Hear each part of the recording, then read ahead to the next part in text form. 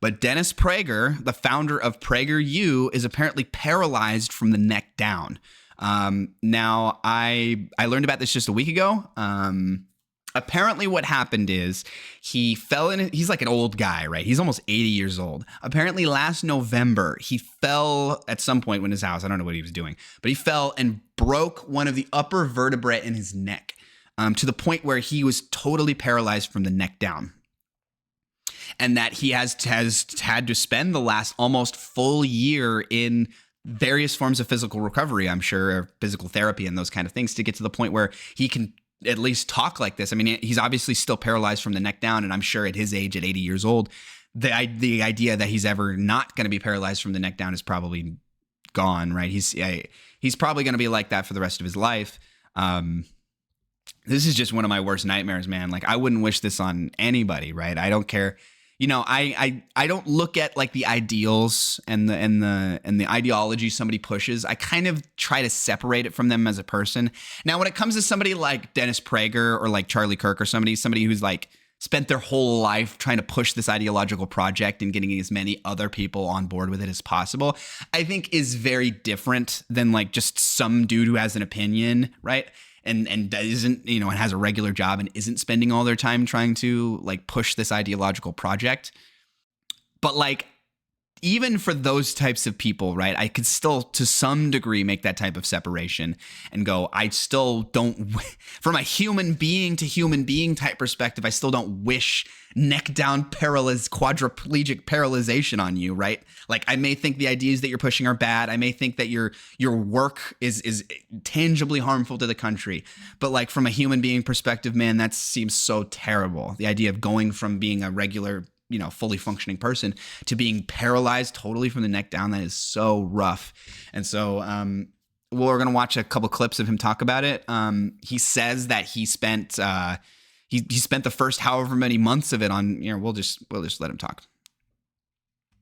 There are very few short versions. It is a remarkable thing that I am on video and speaking. When you first saw me, I was not even speaking. I think the first 3 months when I was on full ventilator, meaning that it did all the breathing for me.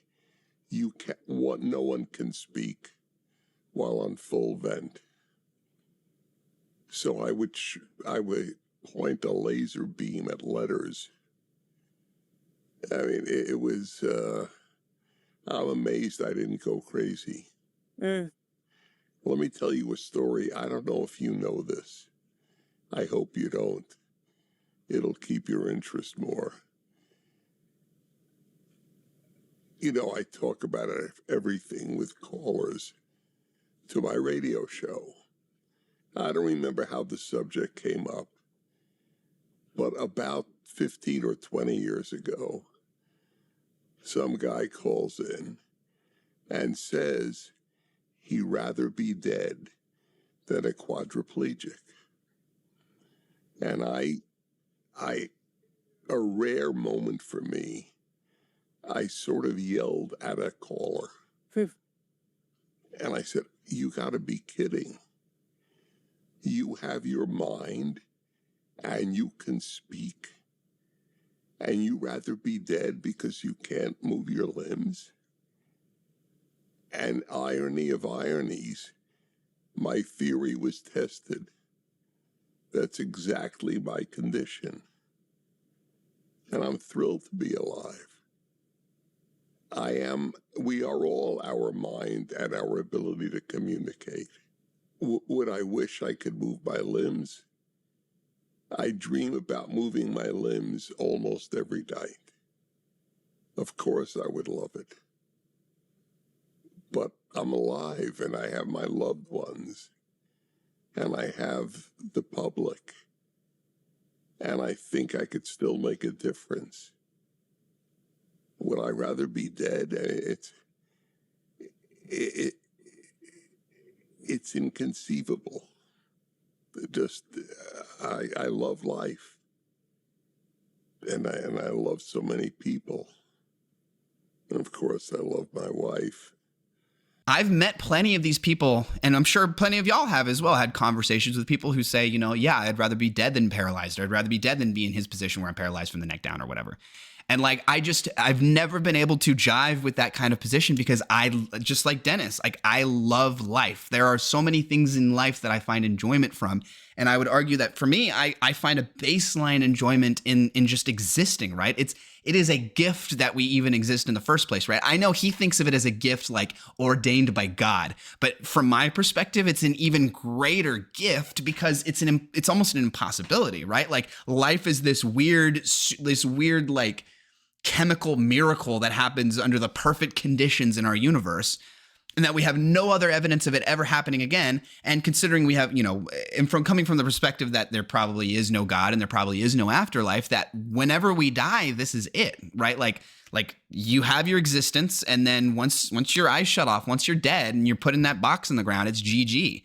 And so from that position, I think it's even more of a gift, the miracle of you being conscious, watching this video, being able to make the mental connections to food or to other people and whatnot is a miracle, is a gift, depending on how you want to define the word gift, is really a gift that should be valued, that you should recognize all of this and go, you know what, to the extent that all of that is true, and to the extent that I'm a master of my own destiny, and I'm able to to some extent control my mood, control what things are important to me, control how all of these things affect quality of life. I've always been of his same perspective that like even in the worst scenarios, you're going to find some value, like there is value in life, and that like it is important to have a mindset that finds the value in just living. And my motto, if nothing's horrific, life is terrific. I love his perspective on this. I could not agree more. And seeing somebody like him, who's like, even though I disagree with his ideology, it's an intelligent, well-spoken person and a public figure like this, have something like this happen to them, they become paralyzed from the neck down. It makes it seem a bit less scary than it did before, right? It's still obviously scary, and obviously you don't want to be paralyzed right like that. But prior to seeing him talk about this, seeing him talk about this gives me a little bit of, it eases the concern a little bit. Like, okay, you still can be a happy person. Here's a person who says that they still love life, that they're still happy, and that it sounds like I share some of like the philosophical perspectives on life with, that I might, if something like this were to happen to me, might have a similar perspective, or I might go through a similar logical reasoning to, to determine which sort of mood or how I felt about the whole situation. But yeah, I agree with everything he's saying about needing to love life, trying to find joy where there is joy, and that as long as everything isn't terrible, there is something that you can find joy in. There's something that you can find gratification in. The mind is the interface through which we connect to everything, right? Without it, you wouldn't be conscious. You wouldn't be able to see. You wouldn't be able to do anything. And so if this is really everything and everything else is kind of just dressing on it, as long as you still have this, regardless if you can walk or do anything like that, you should still be able to, hopefully, still be able to find some joys in life and some reason, some purpose to continue to live. And so I wouldn't wish this on my worst enemies. Like I said, I may disagree with him from an ideological perspective, and I don't like his greater project. But from a human perspective, it's a tragedy that that anybody, him or anybody, gets paralyzed from the neck down in this kind of way. But that I'm appreciative of his perspective on it, his resilience, and and him showing to other people that like it is not the end of the world if you end up in this kind of position. You still can be happy. As long as you have the right mindset, anything is possible. Now, there's a second part to all of this, right? Put aside the gushy, emotional stuff. I'm trying to puff him up. This creates a giant power vacuum, right? He's almost out of the picture, right? You've watched him talk, right? He's literally totally stationary, paralyzed from the neck down, and isn't exactly the fastest talker. And it's clear that his talking has taken a bit of a hit.